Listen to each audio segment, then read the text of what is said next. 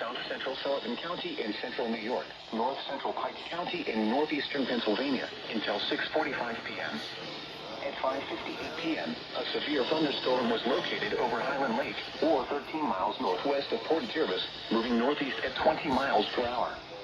Hazard, 60 miles per hour wind gusts and penny-sized hail. Source, radar indicated.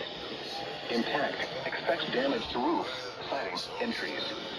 Locations impacted include Mechanicsson, Valhalla, Monroe Valley, Smallwood, White Lake, Highland Lake, Elder, Beaver Brook, Forestburg, and Berryville.